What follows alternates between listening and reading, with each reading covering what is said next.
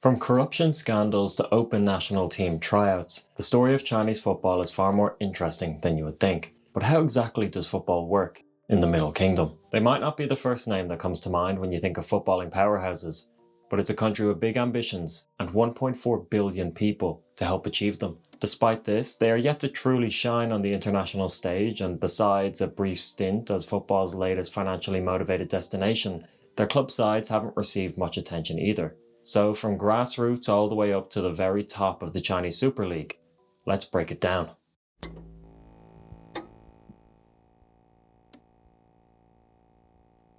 Football actually has a long history in China, although not in the form that we're familiar with. Many historians argue that the ancient Chinese game Suchu was an early form of football dating back over 2,000 years. But it was not until the 20th century that football in the form that we know it would begin to grow in popularity, and it was in 1904 that China's first organised club was founded, the South China Football Club.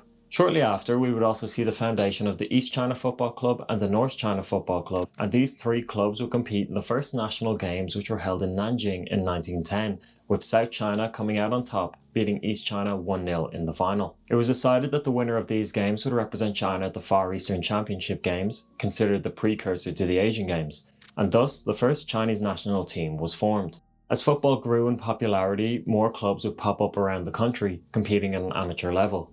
These clubs would represent the region they were based in, or various universities, industries, or military academies. But just as football seemed to be growing in popularity, the Japanese invasion, the onset of World War II, and the following Civil War would bring it to a screeching halt, preventing any organised football from being played between the years of 1935 and 1948. And it was with the foundation of the People's Republic of China that football would manage to return with a slightly more organised league system. But it wouldn't be until 1957 that a unified championship with promotion and relegation was formed, creating a first and second division in China for the first time. But once again, as the league started to grow in popularity, Mao's Cultural Revolution would bring an end to all organised sports, abolishing the Football League between 1966 and 1972. It was in the 90s that the Chinese Football Association first allowed enterprises to purchase football clubs and manage them, and in 1992 it was announced that the league aimed to become fully professional by 1994, renamed the Jia A-League. The league would be a success in its early years, but gambling, match fixing, and corruption would lead to sponsors and owners beginning to grow cautious and ultimately removing themselves from the league. In recognition of this, as well as a multitude of other factors, the Chinese Football Association decided to reform the league system, which ultimately led to the creation of the Chinese Super League that we know today.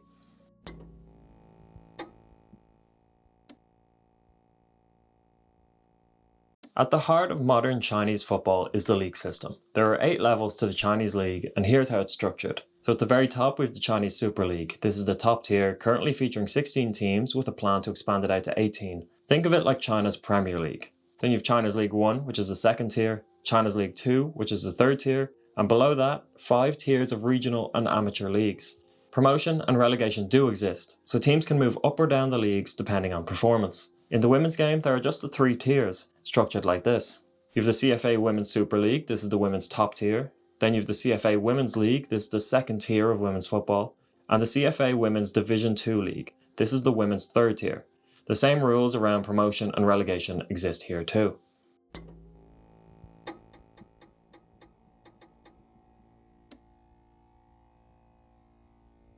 Football in China isn't just a sport, it represents part of a national strategy. As a huge football fan, it was reportedly Xi Jinping himself who was behind China's eagerness to develop into a footballing powerhouse. In 2015, Xi stated his desire for China to become one of the best in the world, and as such, the Chinese government, seeing football as a way to boost national pride, health, and international influence, developed a plan to turn the country into a footballing superpower by 2050.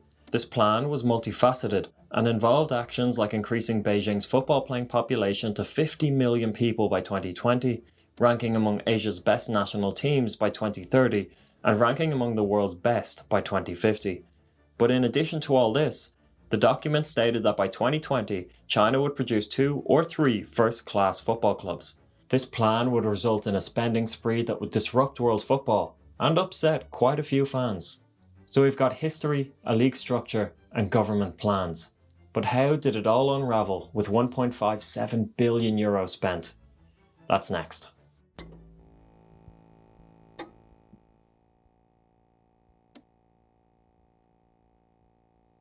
From Oscar to Tevez, the Chinese Super League went on a spending spree like no other. But before that, in the early 2010s, the Chinese Super League was relatively unheard of.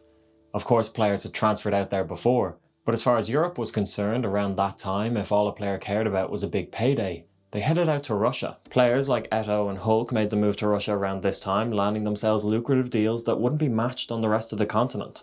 But by 2015, following Xi's proclamation, things had changed.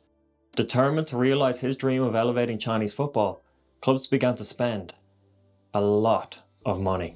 Recognisable names began to make the move to China, including Demba Ba, Asamoah Gyan, and Tim Cahill, and in the following years the signings only got bigger. Soon Chinese clubs were spending millions on stars like Oscar, Hulk, and Carlos Tevez, and all of this spending would add up. Between 2015 and 2020, Chinese clubs spent a whopping €1.7 billion on transfers.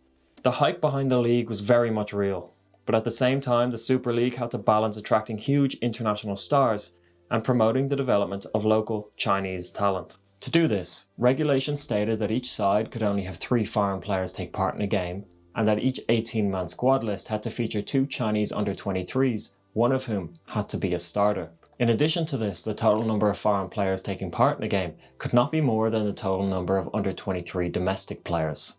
It was around this time that the Chinese Super League was at its most relevant in the West, but that bubble was about to burst. In addition to the restrictions around the use of foreign players, financial controls, like a luxury tax and salary caps, were also introduced to curb overspending and refocus on domestic development. It also became clear that many players were using China as an easy payday, without putting in the work required of the wages they were being paid.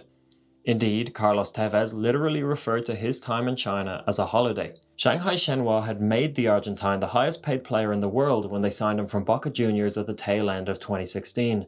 Yet he scored just 4 goals in 16 appearances and was accused by coach Wu Jingui of being overweight during his one and only Chinese Super League campaign. On Tevez's salary, that amounts to a spending of around €9 million per goal scored. But which player do you think flopped the hardest in China? Let me know in the comments. Of course, this wasn't the case for every player.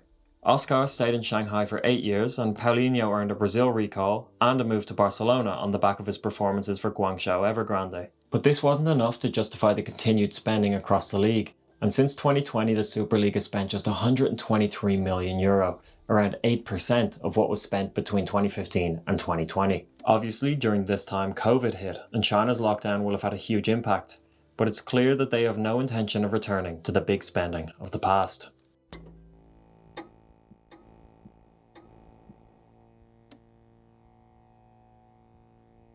One would think that the selection process for the men's national team would be the same as for any other country.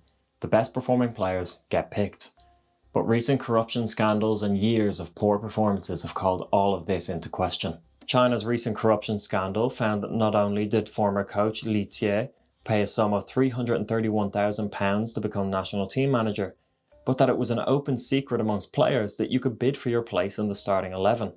One former player even stated, "I could have won many more caps, but I didn't have the cash." Between this corruption scandal and years of poor performance that have seen the national team free fall down the FIFA men's rankings, the Chinese Football Association have decided to tear up their old playbook and introduce open tryouts for the national team. Of course, they won't accept just anyone.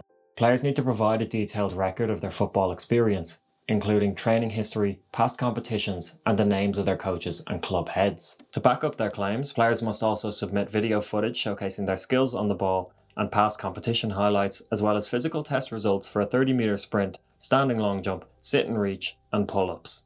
While I don't think this is a terrible idea in theory, and it's one which might actually result in finding some decent, if not national team level players, having to resort to methods like this to try and find potential players is a damning indictment of Chinese football at the very top. Although, be honest, would you try out for your country's national team if open trials were a thing?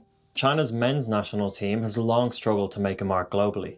Their sole World Cup appearance came in 2002, but the women's team is a different story. They are consistently strong in Asia and have performed well at the World Cup, even finishing as runners-up in 1999. In China, the women's team are a source of pride, especially when compared to the blundering men's side, and while the aforementioned open tryouts are available for women as well, based on recent performances it doesn't seem like something they would need. While the men's team languish in 94th place in the FIFA World Rankings, The women's team are sitting in 17th. Still, despite the relative success of the women's side, the pressure is on to turn both teams into regular global contenders.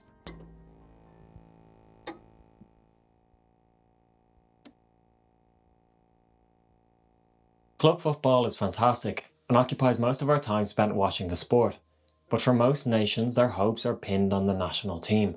For China to build a competitive national team, they need strong foundations at grassroots level, allowing them to develop the best footballers they can. And this is one of China's biggest challenges, building from the ground up. The government has invested heavily in youth football, with plans to create tens of thousands of football schools.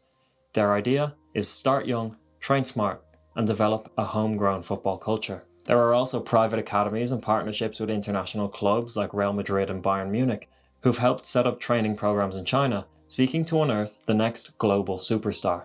However, recent research has shown that despite the huge investment in youth football, there is still a lack of football participation at the grassroots level, an insufficient number of young talents in national reserve teams, and conflicts existing in the implementation process of youth football policies. Obviously, this is all a recent development for China, and the continued interest of European clubs would suggest that they're going the right way, but it may take some time for them to see the fruits of the labour that they're putting in at the moment. The ultimate question is, will they do enough to become a global superpower in the sport? Only time will tell. But one thing is for sure, China's playing the long game.